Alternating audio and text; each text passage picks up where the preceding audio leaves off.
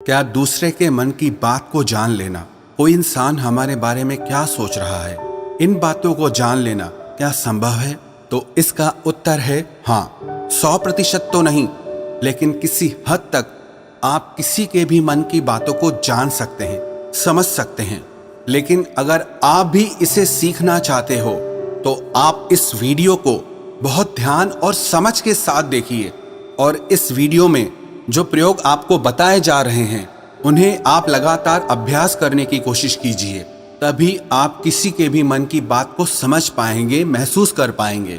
वैसे ये सब प्रयोग आपको कोई बताएगा नहीं, क्योंकि बहुत सारे एस्ट्रोलॉजर जो ज्योतिषी हैं वो यही सारे प्रयोग करके आपके मनोभावों को जान लेते हैं। आप जैसे ही उनके पास जाते हैं वो पहले ही आपके मनोभावों को पढ़ना शुरू कर देते हैं। आप अपने बारे में उन्हें थोड़ा बताते हैं और वो आपको आपके ही बारे में बहुत कुछ बता देते हैं। तो आपको लगने लगता है कि ये ज्योतिषी तो बहुत चमत्कारी हैं, इन्हें हमारे भूतकाल के बारे में, हमारे भविष्य के बारे में सब कुछ पता है। पर ये वास्तविकता नहीं है और ये कोई चमत्कार भी नहीं है। ये सिर्फ अभ्यास की बात है जो उन्होंने किया है, और उसी से ही वो आपके मन की बातों को जान लेते हैं। अब वो तो आपको ये सारी बातें नहीं बता सकते, क्योंकि उनका घर और उनका बिजनेस इसी से ही चलता है। तो आइए अब हम शुरू करते हैं कि इसको किया कैसे जाता है। सबसे पहली बात है कि अगर आप किसी के मन की बात को जानना चाहते हैं तो उसके लिए आपके मन का शांत होना बहुत जरूरी है। थोड़ा ध्यान से समझना इस बात को, तभी आप इन प्रयोगों को सक्सेसफुली कर पाएंगे। मैं आपको एक कहानी सुनाता हूँ। एक जैन फकीर हुए जॉर्ज गुरजिएफ, उनके पास जो कोई भी शिक्षा लेने आता था वो उन्हें सिखाते थे कि तुम शब्दों से नहीं, मन के भावों से बातचीत करना सीखो। इसे टेलीपैथी भी कहा जाता है, जो बिना कुछ कहे एक दूसरे के साथ मन ही मन में बात कर लेना। कई बार आप लोगों ने महसूस किया होगा कि आप किसी के बारे में सोचते हैं और वो इंसान आपके सामने आ जाता है या उसका फोन आ जाता है। कहीं ना कहीं आपके मन की बातें उस तक पहुंच जाती है और उसके मन की बात आप तक पहुंच जाती है। तो जो जैन फकीर थे वो अपने सारे शिष्यों को एक प्रयोग सिखाते थे कि तुम अपने आप को एक कमरे में बंद रखो और एक भी शब्द नहीं बोलना है, किसी से कोई बात नहीं करनी है। सबसे पहले तो तुम अपनी वाणी को शांत करो। जब तुम्हारी वाणी शांत होगी तभी तुम्हारा मन शांत होगा। हमारी वाणी ही हमारे विचारों को शब्द देती है, आवाज देती है। पहले वाणी में शांति आएगी, फिर विचारों में शांति आएगी। फिर जब धीरे धीरे उन शिष्यों का मन प्रयोगों के द्वारा शांत होने लगता था तो गुरजिएफ क्या करते थे, अपने मन में एक शब्द बोलते थे, जैसे कि गुलाब का फूल। और जब तक वो शब्द उन शिष्यों को सुनाई नहीं देता था वो उन शिष्यों से इसी प्रयोग को लगातार करवाते रहते थे। वो एक ही कोई शब्द अपने मन से बोलते रहते थे और उस शब्द को धीरे धीरे वो सारे शिष्य आसानी से सुन लेते थे, बिना मुंह से कुछ भी बोले। आप कहोगे ये सब बकवास बातें हैं। ये बिल्कुल भी बकवास बातें नहीं है, ये प्रूव्ड साइंटिफिक बातें हैं। बहुत लोगों ने इस पे प्रयोग किए हैं। आपने कभी देखा, जो मनोवैज्ञानिक होते हैं वो बहुत से लोगों के चेहरे के हाव भावों को देखकर, उनकी बातों को सुनकर उनके मन की बात जान लेते हैं। तभी मनोवैज्ञानिक लोगों के सामने सब लोग अपने दिल की हर बात खोलकर रख देते हैं। उन्हें लगता है कि इन्हें हमारे बारे में सब कुछ समझ में आता है, ये तो हमारे मन की बातें पढ़ लेते हैं। जो लोग मनोवैज्ञानिकों के पास जाते हैं उन्हें लगता है कि इस मनोवैज्ञानिक के पास तो कोई चमत्कारी शक्ति है। सच कहूं, उसके पास कोई चमत्कारी शक्ति नहीं। उसने बस अपने विचारों को शांत करके, खुद के विचारों में ठहराव ला करके, उसने अपने भावों को, अपनी ऊर्जा को आपसे कनेक्ट कर लिया। इसलिए जो भी आपके हाव भाव हैं उसकी ऊर्जा को वो मनोवैज्ञानिक महसूस कर पाता है, समझ पाता है। सीधा सरल सा सूत्र है कि जब तक आप बोलते रहते हैं सामने वाले सुनते रहते हैं। आप बोलना बंद करते हैं तभी सामने वाला जो बोल रहा है वो आप सुन पाते हैं। यदि आप दोनों ही लगातार बोलते रहेंगे तो किसी को कुछ समझ में नहीं आएगा। ठीक इसी तरह यदि आपका मन चुप है तभी आप किसी दूसरे का मन सुन सकते हैं। मन के चुप होने का मतलब है कि आप विचार और कल्पनाओं से बाहर निकलकर पूर्णतः शांत हो जाएं। इसे ही चित्त का शांत होना कहते हैं। कहते हैं कि इस मन की शक्ति योग के बल पर जो योगी लोग होते हैं वो चींटियों के पैरों में बंधे घुंघरू की आवाज तक भी सुन सकते हैं। तो लोगों के मन में तो दुनिया भर का शोर मचा हुआ है, वो आपको कैसे नहीं सुनाई देगा। लेकिन इसके लिए आपको एक बात बता दूं, जिन लोगों का मन बहुत चंचल रहता है, बहुत दौड़ता रहता है, ऐसे लोग अपने ही मन की बातों को ठीक से नहीं समझ पाते, तो वो किसी और के मन की बात को क्या समझ पाएंगे।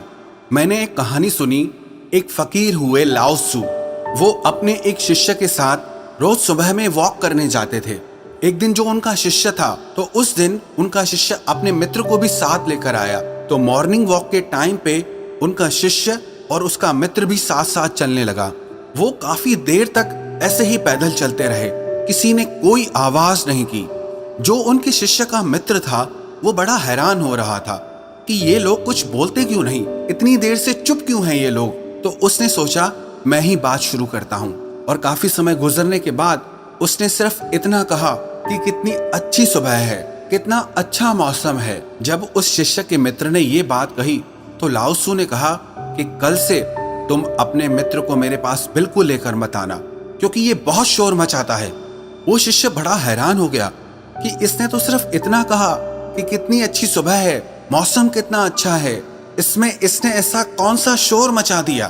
तो लाओ त्सु ने अपने शिष्य से कहा कि मेरा मन अब पूर्णतः शांत हो गया है, अब जरा सी भी आवाज मुझे शोरगुल मालूम होती है। सुबह अच्छी है तो है, मौसम अच्छा है तो है, मैं भी देख रहा था कि मौसम अच्छा है, तुम भी देख रहे थे, तो इस बात को व्यर्थ में बताने का मतलब ही क्या हुआ। मेरे मन में ऐसी शांति भर गई है कि ये व्यर्थ की बातें मुझे अब बिल्कुल अच्छी नहीं लगती, क्योंकि मैं बिना बोले ही सब कुछ सुन सकता हूँ और बिना कहे ही सब कुछ कह सकता हूँ। तो मैं शब्दों को बोलकर और सुनकर अपनी उस शक्ति को क्यों नष्ट करूं। जब मैं बिना बोले सुन सकता हूँ, बिना कहे भी कह सकता हूँ, तो मुझे शब्दों की जरूरत ही नहीं है। अगर आप भी चाहते हैं कि आप दूसरे लोगों के मन की बात जान सकें, तो उसके लिए आप एक प्रयोग करें। सबसे पहले आप दिन में कुछ समय निश्चित करें कि इस समय से इस समय तक आप कुछ नहीं बोलेंगे, और उस समय पे आप एक आसन में बैठना सीखिए और अपने मन में जरा गहरे झांक कर देखिए कि वहां क्या चल रहा है। आपको कोई प्रतिक्रिया नहीं देनी, बस देखना है, और धीरे धीरे इसे देखते हुए आपका मन शांत होने लगेगा। इसे ही महात्मा बुद्ध ने आनापानसति योग कहा है, जिसमें आपका पूरा ध्यान आपकी श्वासों पर रहता है। इससे आपके मन में पूर्णतः शांति आ जाती है, और जब आपका मन पूरी तरह से शांत हो जाता है तो आप अपने आसपास में हो रही चीजों को, लोगों को गहराई से देख पाते हैं, गहराई से समझ पाते हैं, सुन पाते हैं। एक शांत चित्त वाला इंसान बिना कहे भी सामने वाले की हर बात को समझ लेगा, और वो जो कह रहा है उसकी झूठी बातों में वो कभी नहीं फंसेगा, क्योंकि एक शांत चित्त वाला वो सब कुछ सुन सकता है जो एक साधारण इंसान कभी नहीं सुन सकता। अगर आप भी चाहते हैं कि आप लोगों का मन पढ़ सकें, उनके मन में चल रही भावनाओं को महसूस कर सकें, तो उसके लिए आप अपने मन को शांत करने का अभ्यास करें। और जब आपका मन शांत हो जाए तो धीरे धीरे लोगों के मन में गहरे झांकने की कोशिश करें, उनके हाव भाव को समझने की कोशिश करें, उनके शब्दों पर नहीं जाएं, जो उनके हाव भाव हैं आप उन्हें गहराई से समझने की कोशिश करें। दूसरे के मन की बात को जान लेना, इसमें कोई बड़ी बात नहीं है, पर शर्त यही है कि आपको यही अभ्यास निरंतर करना होगा। जिस दिन आपका अभ्यास सिद्ध हो जाएगा, आपको बिना कहे भी लोगों के मन की सारी बातें बिल्कुल साफ सुनाई देंगी। अब आप ये सोच रहे होंगे कि किसी और के मन की बात पता करके हमें क्या फायदा मिल जाएगा, लेकिन मैं आपको बता दूं कि इसका फायदा आपको जीवन के हर क्षेत्र में मिलेगा। चाहे वो आपके रिश्ते हो, आपके क्लाइंट्स हो, आपकी नौकरी का इंटरव्यू हो, जिंदगी के किसी भी क्षेत्र में चले जाओ, अगर आप सामने वाले के मन की बातों को समझ पाओ, महसूस कर पाओ, तो आप जिंदगी में हर कामयाबी हासिल कर सकते हो। इसके बहुत फायदे हैं। इससे आपको कोई भी इंसान झूठ बोल के धोखा नहीं दे सकता, कोई आपका इस्तेमाल नहीं कर सकता, आप हर तरह की भावनात्मक चोट खाने से बच जाएंगे, कोई आपके पैसों को लूट कर नहीं जा सकता। और एक बात मैं आपको बता दूं कि ये प्रयोग एक ही दिन में सिद्ध नहीं होते हैं। इनमें थोड़ा समय लगता है, बहुत ज्यादा तो नहीं, लेकिन कुछ महीनों के अभ्यास से ही आप जल्दी ही किसी के भी मन की बातों को आसानी से जान लेंगे।